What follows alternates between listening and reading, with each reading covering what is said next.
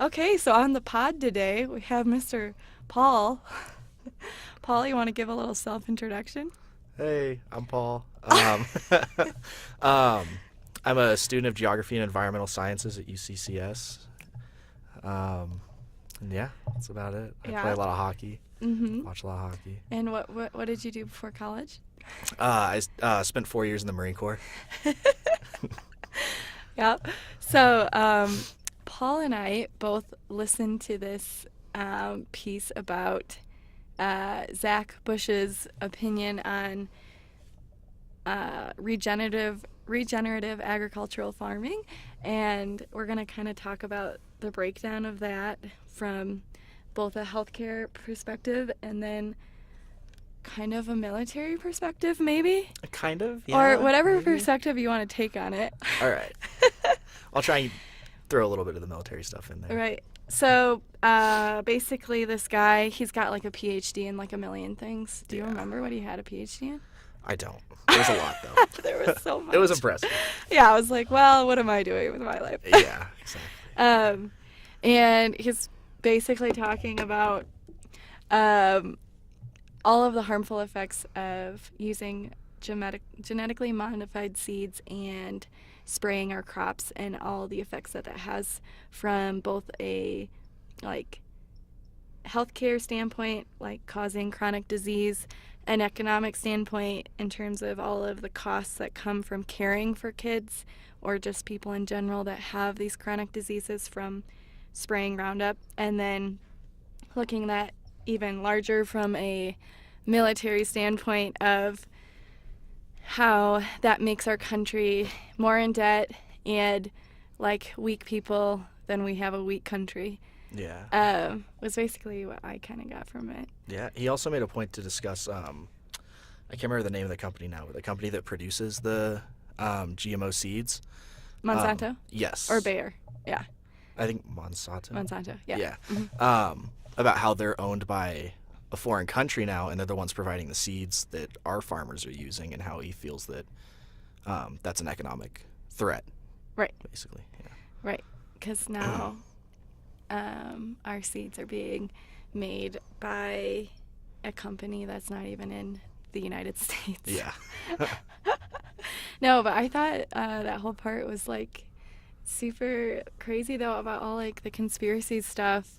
Kind of like, so Bayer Yeah. is the company that just bought Monsanto, and they're a German pharmaceutical company, and Monsanto previously was producing 85 to 95% of our like monocrop seeds. Hmm. And so now that a German company owns that, they were like, why did they sell, basically? Yeah.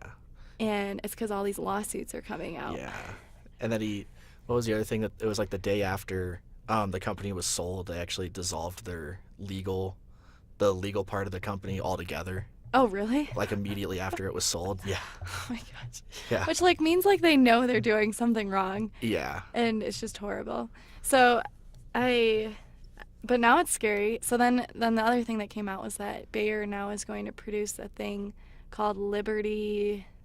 Yeah, it was like a Liberty crop or something like that. I can't recall. Yeah, not Liberty Mutual. That's a bank. Yeah. What was it called? I want to look it up because it's important. It was. I remember he talked about how by tacking the Liberty part onto this, Oh. that he's, they're Try- taking advantage of that like sense of nationalism and patriotism, that it must be good because Yeah. it's patriotic and Right, but it's called Liberty Link, Liberty and Link. it's produced by Bayer now. But it's the exact same thing basically, except it's like a herbicide, but it's also going to, it like destroys an enzyme that makes amino acids. Yep. So, anyways, okay. So all of this bad stuff is going on, and I was just kind of interested in your standpoint from being in our defense system, Mhm. how you feel we are competitively from a defense standpoint. From like a military perspective in Yeah. comparison to other countries. Yeah. I would definitely say we're on the leading edge. I don't know if I would say that we're like the best, you know. But we're absolutely on the leading edge, and a big part of that isn't necessarily because of the personnel; it's because of the technology that we Okay. use. We're way ahead in that sense. But I mean, you go to like South Korea and stuff like that, and see like the South Korean Rock Marines, and all of those guys are just built like brick houses. You know, every last one of them is just. So like even like from a physical standpoint, Yeah. there's a difference, you think? Oh, absolutely. I do. Really? Yeah. That's super interesting. Yeah, and even I worked with the 23rd Georgian Light Infantry Battalion, and even those guys, like there were some guys that weren't necessarily as physically fit as the others, but for the most part, even all of them were just built like houses. Yeah.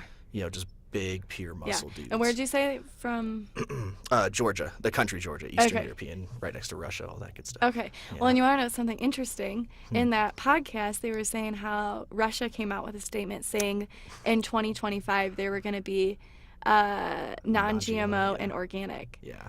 Because they like believe that strongly that that's going to help them from a military standpoint. Yeah, and Yeah. I 100% agree. Yeah. Yeah. Yeah. And you look at all the food that they served us, like in the chow hall and stuff like that on base. Yeah. And it's garbage. Really? Yeah, it's What's bad. it? So can you like do a very like a big breakdown just for like someone who would have no experience in your world at all? Of like what? being like in the military? yeah, Or like, or like your specific Marine Corps, but right? Did I say that right? yeah. Yeah. So like process of applying, what do they check for when you're applying to be in? Oh, okay. And then how is the training process and what do they give you? And then what do they train you also like mentally in terms of like protecting your country and like the resources they provide you with for doing that? Or like Okay. what's the kind of So I mean, it starts out pretty basic. You just walk into a recruiter's office and say, you know, either, hey, this is something I want to do, or it's something I'm thinking about. yeah. And you're in high school at this point, right? I was a year out of high school You're out at of high this school. point. Yeah. Are most people that age or is it kind of It's kind of a mixed bag. Okay. I worked with some guys who didn't enlist until they were in their 30s. Okay. So it's kind of, you know, all over the place. But Okay. but you sit down with them, they ask you what kind of job you want to do, and you give them an idea. Mhm. They try and find you that job, and then they say, okay, here's what we need to do to get you qualified, basically. And you work on that.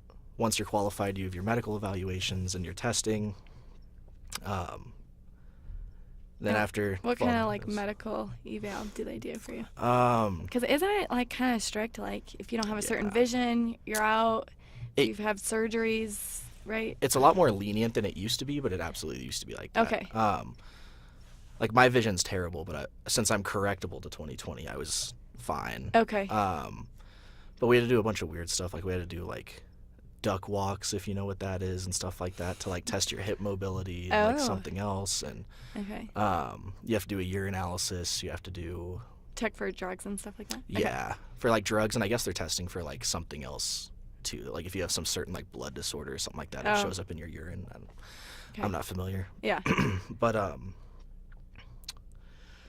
But yeah, if all that goes well, then you ship off to wherever. For the Marine Corps, if you're on west of the Mississippi, you go to MCRD San Diego. Okay. If you're east of the Mississippi, you go to MCRD Paris Island. Okay. So in my case, everything went well. I shipped off to San Diego. Mhm.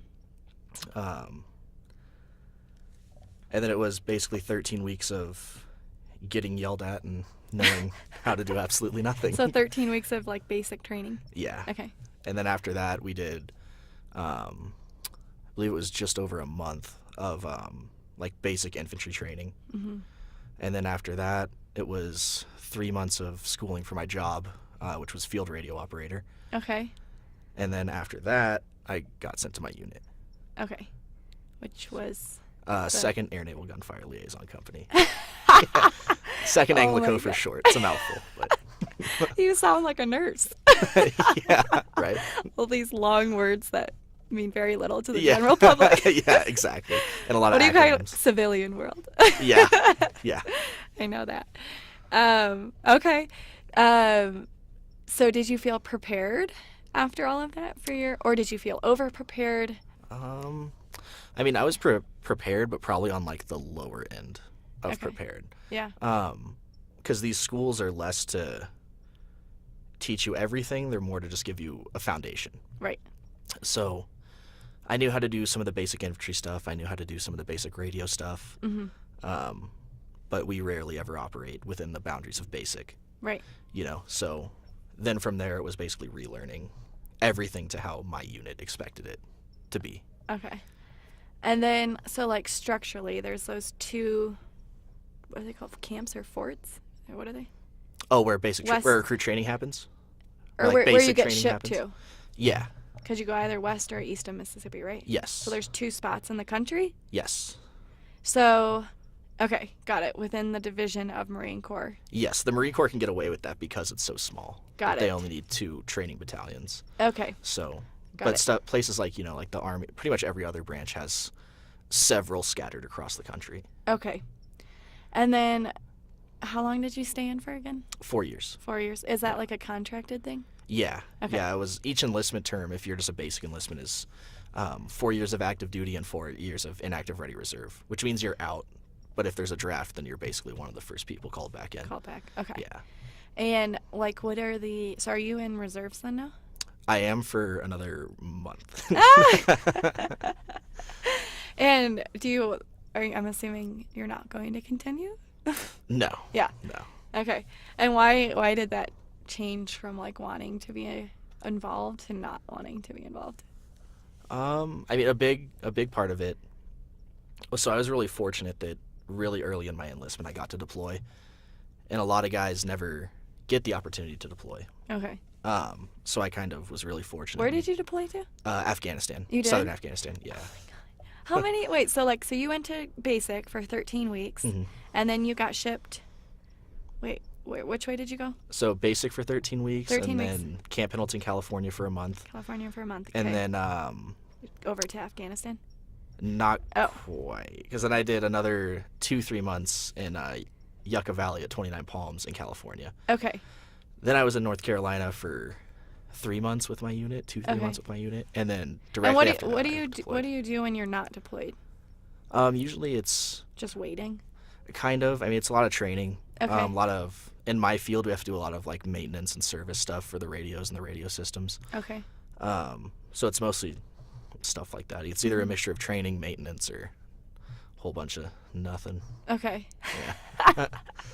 So there's and during that time, going back to the stuff, Mhm. there is is there a regimen to your day at all, or is it in terms of your guys' health and being prepared to go to battle? Is that the right word? Battle. Yeah, I mean, battle, combat. Combat. Okay. Yeah. Kind of. I mean, we'd usually wake up around 5:30, and that's when we would do PT or workout Okay. every morning. But outside of that, there was pretty much nobody really Okay. cared what you did after that. Some guys went to the gym for 2 hours after work each day. Some guys just went back to the room with a case of beer. Right. There was no. Okay. Interesting. Yeah. We're kind of held to our own accountability Right. in terms of our fitness Right. and health. So, and what is your? Sorry, we'll finish this thought. So then you went to Afghanistan for how long is it? 9 months? 7 months. 7 months. Yeah. Okay. And once you deploy do you have to go back? You don't how have does- to. Okay. It's kind of just luck of the draw. At least it wasn't my unit because Okay. we were really small. So Okay. guys were constantly rotating through deployments the whole time that I was in. Okay. Got it. Yeah. So then they were talking about how you guys get 700 billion? Yeah, I think that's the 700, ballpark. 600, 700 billion to spend on our national defense system, Yep. collectively. And then currently we're spending about anywhere from $2.5 to $3 trillion on our healthcare Yeah. system. Oh my gosh. Isn't It's that nuts. crazy? Yeah. So then I just think it's insane to have a country like Russia to come out and talk about the importance of changing their farming habits Hmm. in terms of making their country more competitive, not only I think from a health standpoint, Yeah. but also economically, because that's insane. Yeah. I mean, it makes sense, when you kind of peel it back a little bit, because the foundation of anybody or any society is going to be its food. The fuel people are getting. Right. So if you make that better, it's going to have a domino effect of positive Right. consequence. Right. Yeah. And then I also think I just wonder, did you feel like you had enough resources when you were, or was it like, did they kind of like skimp you guys in terms of like training you and like putting you up in facilities that were appropriate, feeding you right, or was it kind of skimped? Because it seems like we're spending all this money in our healthcare world, like literally like 3 to 4 times the amount on our defense system, yet, or did you feel like we weren't skimping you guys out, and it was, sorry, I know this is a very narrow perspective, but because it's just one person in one Marine Corps, but from, I mean, it's anecdotal because, it's one experience out of millions, but I think it's a little bit, it's like a gray area, which I know is kind of a cop-out of an answer. But they made resources available, like nutritionists and, trainers and all that good stuff were available. It was just up to you to search the Marine to Okay. go get them and take advantage of those resources. Mm-hmm. And I mean, a lot of times we'd be pretty swamped with, training. We're out in the field for a couple of weeks and all this. And the last thing you're thinking about is like, man, I really want to go see that nutritionist. So the opportunities were there. It was just there wasn't necessarily a push from our command to seek those out. There was like, here's where it is if you want it. Right. Which I kind of think draws into like everyday life here in America. Yeah. Like there's kind of this, and maybe you have a different opinion about this, but this like theme that we're this dominating country and we have agriculture all figured out and we are a healthy country, yet we're kind of like for lack of a better analogy, like the wife beater. Like behind doors, like we have all of this debt, we have all of this chronic illness we're dealing with, but I feel like we're just trying to like cover it up and we're not using, like there's not a push out there to solve like core problems. Yeah. It's just like we're still putting on this front always. Yeah. No, I would agree with that. I think part of the problem too is that, for so long we've, like puffed our chest up and been like, like we're the best and, screw what anybody else thinks. Like they can deal with it or they can be better. Yeah. And because of that like persona that ties into like the military industrial complex and all that economic crap, that it's like it almost feels, like shameful. You know what I mean? To like try and address it in a meaningful manner. Right. Yeah. Because look at how many, this is getting on a whole different tangent.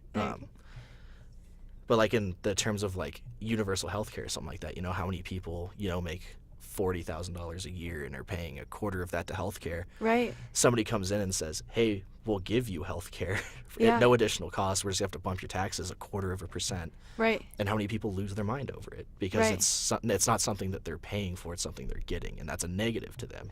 Right. So you mean like you feel like we have this theme in our country where we need to work in order to have something? Yes. Yes, you're right. That like if it's just given to us, we feel like we haven't earned it. Right. Interesting. Yeah. Well, I wonder. Well, like, that's it because I kind of feel like, I just wonder like what we have this information out there. Like we have, and I know statistics are statistics, but we have the information out there that we're in this debt and we're in this chronic healthcare crisis. Mm-hmm. Yet we don't respond to it and it's not publicly talked about. Yeah. And I think that's because of this whole emotional side to our country that like we aren't addressing because of like kind of like what you were saying, like we have a pride thing. Mm-hmm. Like you work for what you get, and I kind of feel like we're not neglecting these resources now, and we've like dug ourselves into a hole with our food. Yeah. And like I don't know how we're gonna get out of it now. So. Yeah, and I mean, and you look at it from a, like an environmental science perspective. Yeah. I know. Like I had a little bit of an issue with like the verbiage he was using, with like we're raping the earth. Oh, and I all know. This stuff. And I was like, a little dramatic, man, but I know what you're trying to do. Right. But there are a lot of things that have kind of been pushed for the sake of the dollar and not for the sake of quality. Yeah. Quality or like the benefit of the soils we rely on. Right. Because soil takes a long time to form. you Yeah. know, and once it's What was he saying about I the think mouth of the Mississippi? Oh yeah, I can't remember exactly what he was saying about that delta. It's like covered in topsoil now, though, Yeah. right? Because it just washes away in the rain. Yeah, and Yeah. not only that, but unfertile topsoil because Yeah. of all the crap we've been putting in the soil. Right. So do you feel like there's a respect at all for like that part of our like environment, food within the military, or not really? No. Yeah. No. Not at all. What do you think is like what is respectful in the military, would you say? Like what is considered respectful? Yeah. Like examples of what we would respect? I'm just trying to Yeah, understand yeah. the question. Yeah. Man, I don't know. This just sounds so stereotypical. No, and like I military stuff, think but it's like the stereotypical like- stuff is important because like that's our basis, like Yeah, of but how we're yeah. protecting of how we're training our people to Mm-hmm. protect our country, to respect these certain things and not respect other things that could be the solution to all of our problems. Yeah. So I guess that's my point of the question. Yeah. So I want the stereotypical. So the stereotypical, I guess, would be, like in the Marine Corps, at least, and again, it's anecdotal. Yeah. But, in boot camp, we're taught like our rifle is our life and all this stuff. We Okay. like basically treat it with a higher regard than to ourselves. Okay. And that kind of culture permeates through like even the Fleet Marine Corps and on. Like your rifle and your weapon is your life. Like that's the thing you hold in the highest esteem. Okay. There. So meaning like power outside of yourself, kind of. Kind of, yeah. Or like this tool is an extension of what like you're capable of and Okay. And it's also limiting what you're capable Yeah. of. Yeah. Interesting. So I guess too, I'm a pediatric nurse, so I care about all this from a kid perspective because like our rates of autism and then like just, childhood cancer and then even smaller things like ADHD, what else? Like just even allergies, those have all like skyrocketed. Yeah. Within even like generational differences between my mom being a nurse for 30 years and now me entering the field at 2 years. Yeah. But there's just like a difference in the diagnoses that we see. And I think like for me that impacts me emotionally. But I feel like, do you feel like this, what we listened to and like the things that we heard, did it affect you? Did it make you want to change anything about your consumerism or anything like that? I mean, it did. Right. But it's that's how I feel. But I don't know if I'm going to do anything about it. Well, see, that's the point that I Right. was going to hit on is, like we know all this bad stuff's happening, but it's all of it is so ingrained to, how we live our lives that there's not really right now any easy to obtain solution or Right. anything easy that we can do. Like I've eating less meat, trying to eat like more fruits and veggies and stuff like that. But even then, I'm one person of Right. 350 million in the United States. Yeah. Right. Well, not even that. It's even like not buying genetically modified sources Yeah. of food from Monsanto. Yeah. But then it's like they also are a monopoly on 85 to 95% of our crops. Like, Yeah. how are you supposed to support another company? Because even if you go to like local farmers markets, Mhm. like those seeds are probably from Monsanto. Probably, yeah. Although you hope not, because usually they work with monocrops, meaning like Mm. they just work with farmers who just grow soybeans or just grow corn. But it's like hard, and I feel like for me, I kind of go back and forth because like it emotionally affects me from wanting to protect like the kids of our future. Like Yeah. that's my emotional draw to all this. But it's also like what you said, there's not a lot of resources out there to combat what they have done. Yeah. So. Not especially, when we both live in what we call like an urban area. Yeah. Or like suburban at least Yeah. area. And even if we wanted to, go out and say, screw going to the grocery store and all that and grow our own foods, Yeah. it'd be impossible. Right. Neither of us have the land to do that. So back to the grocery store we go. Right. And then even if you try and not buy GMO'd stuff, Yeah. let's say that you buy like a frozen TV dinner or something like that. Right. Chances are their ingredients are purchased from somebody else Right. who uses a GMO. Right. So it's just kind of there has to be a serious change in our understanding and how we do things for Right. anything to happen. And then you look at it from even like a bigger perspective. So you're a college student now. Yep. And even me, I'm like a nurse. Yeah. So like even those two different worlds, I'm going to be honest, I still go to Walmart for my groceries. A, because it's half a mile away from my house, so it's location. And B, because if I can buy my fruits and veggies for $20 at Walmart versus, and this is horrible, I hate that I do this, but versus like $50 at Whole Foods, like what are you going to pick when you're, it's just, it's kind of like for me at least right now, I'm saving to travel more. So it's kind of like I'm prioritizing where I put my dollar, and that's horrible because I know like I'm not really supporting those poor kids on the farms.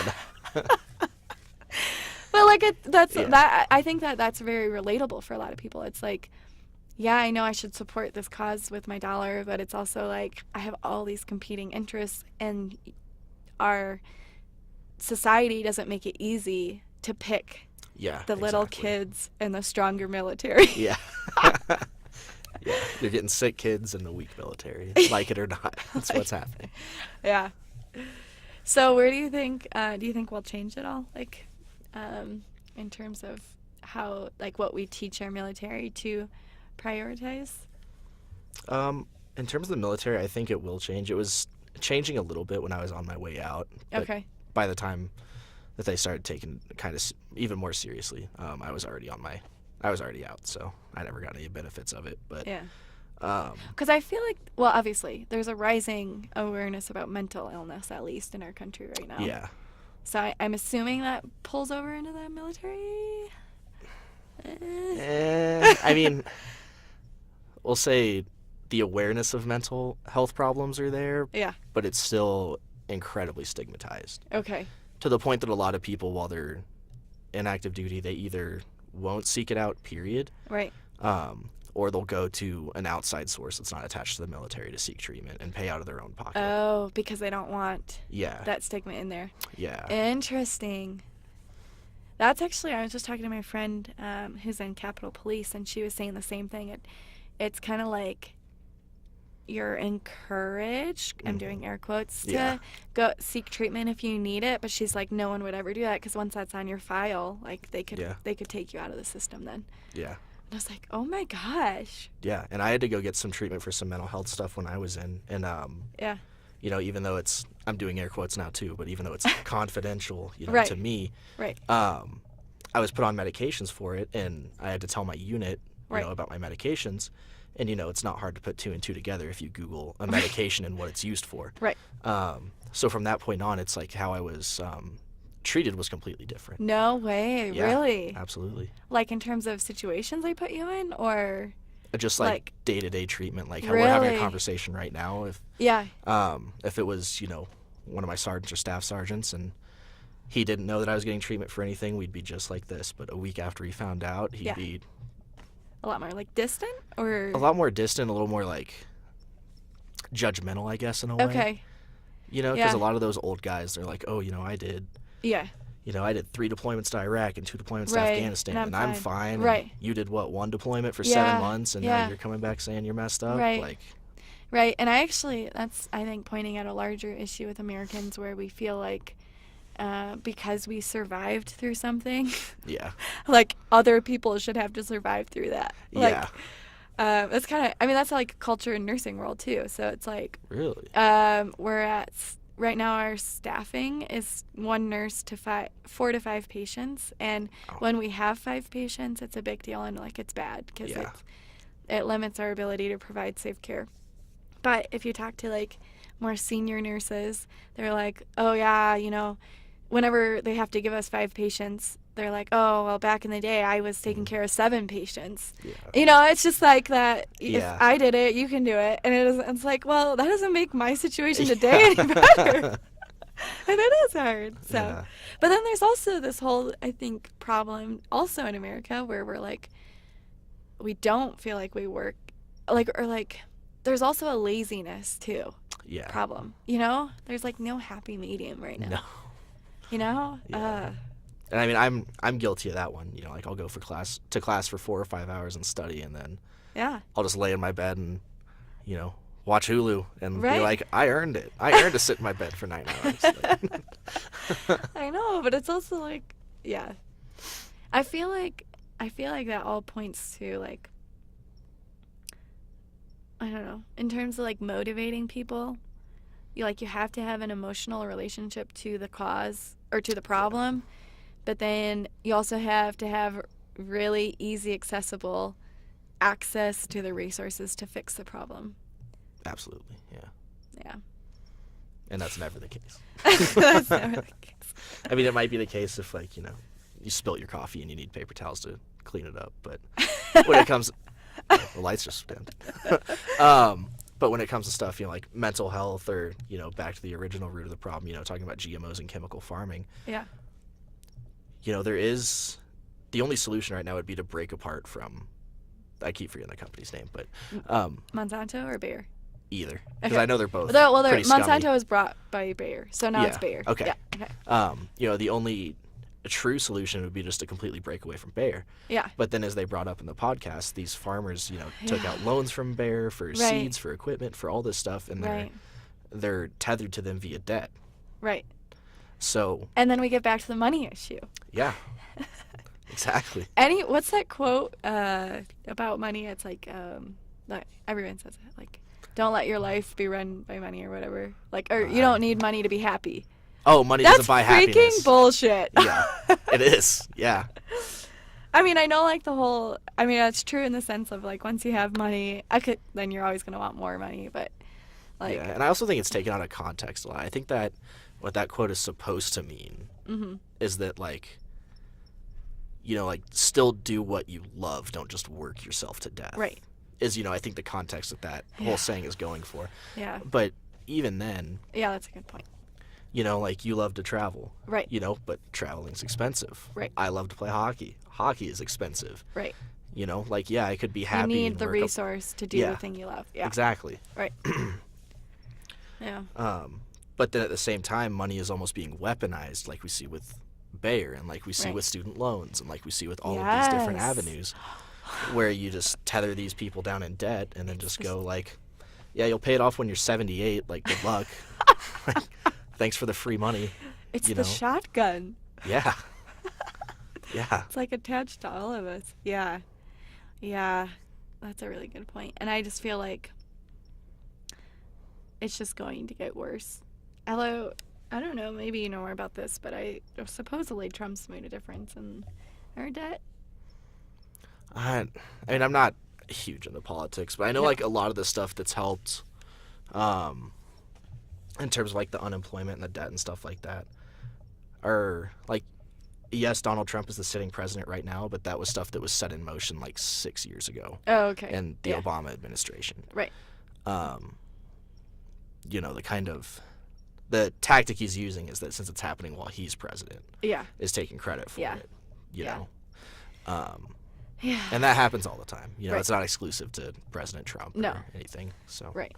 I'm Yeah. pretty sure President Bush did the same thing, and Right. you know, They all probably do President it. Clinton before him. Right. You know. I think they were saying about Clinton, right? And Zach Bush was saying how he made a report. Was it Clinton? Who was it? Oh no, in that the was that wasn't Clinton. In no, the 'cause 70s. it was back in the 70s. Yeah, President Carter. Carter is a C. I think it might have been President Carter. I'm Yeah. not too sure.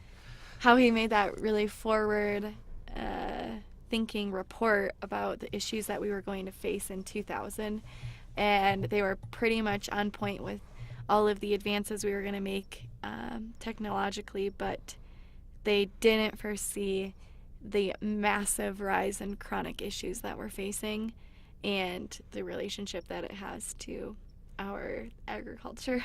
Yeah. So. Yeah, I mean, I thought that was pretty crazy too. Yeah. Yeah, I mean, I know they said it in the podcast, but I don't think anybody could have predicted that, the United States would be having this big of a crisis surrounding healthcare Right. now.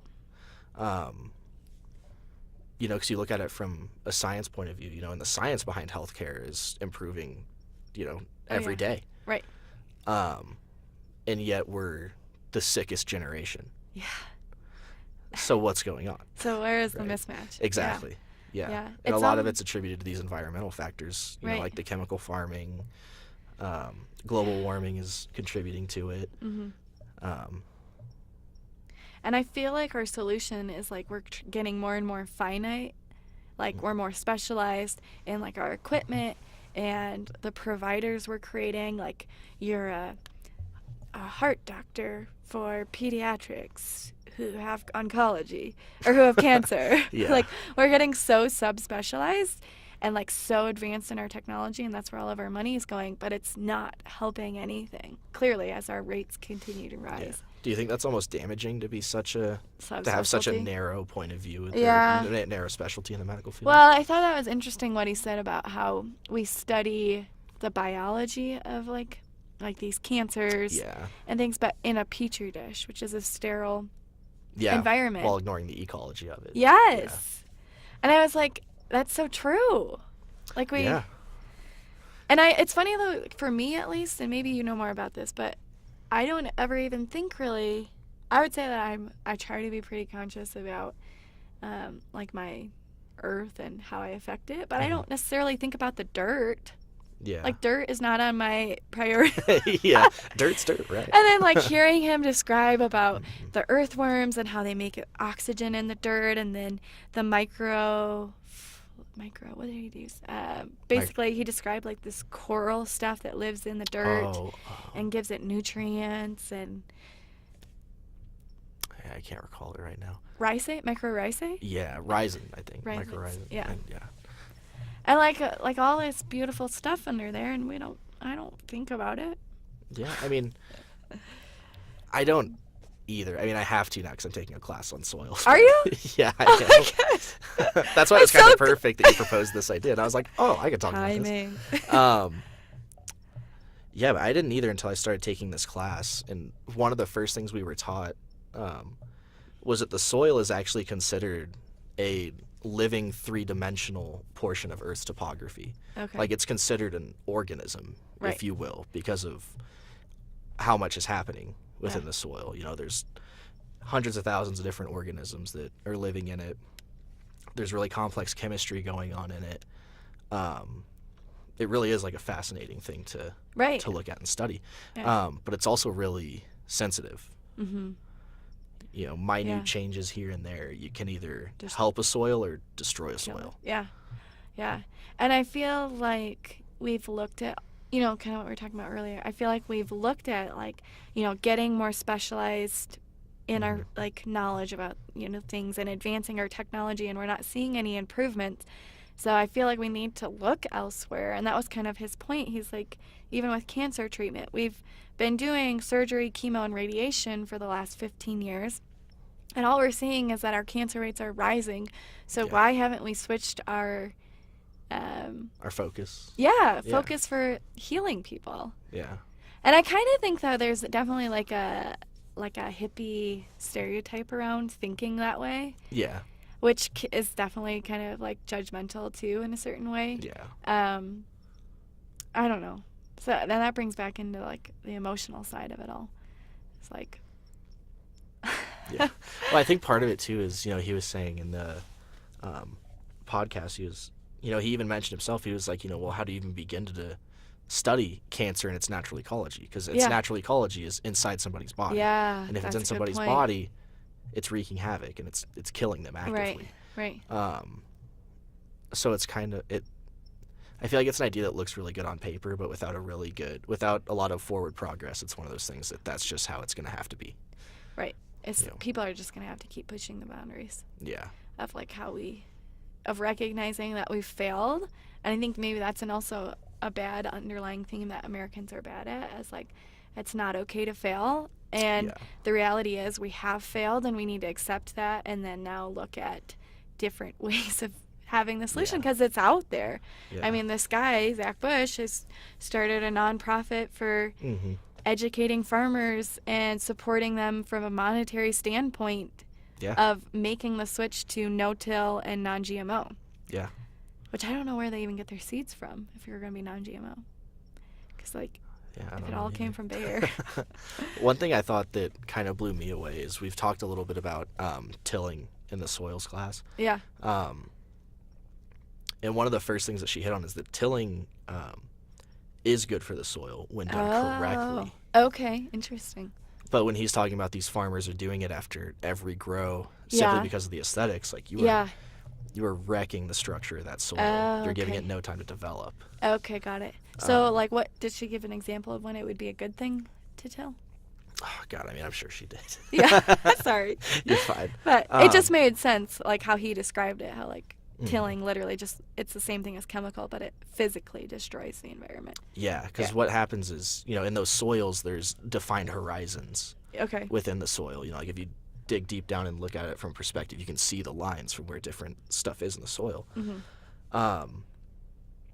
And when you till it, especially if you till it deep, you're completely wrecking that topsoil and you're getting rid of any of that definition. Okay. So there's different nutrients in those horizons Okay, got contained it. in them. And then instead of them being there where the plant expects them to be, Oh. you're just mixing them up, Okay. and it's going to severely reduce that plant's ability to Fine. pull and retain nutrients. Yeah. Super interesting. Yeah. I know, but see, then people don't care about the dirt and the horizons in the dirt. I know, We it's need one to of those we need to bring this back to the next Saturday night beer Olympics. Let's do it. Let's do it.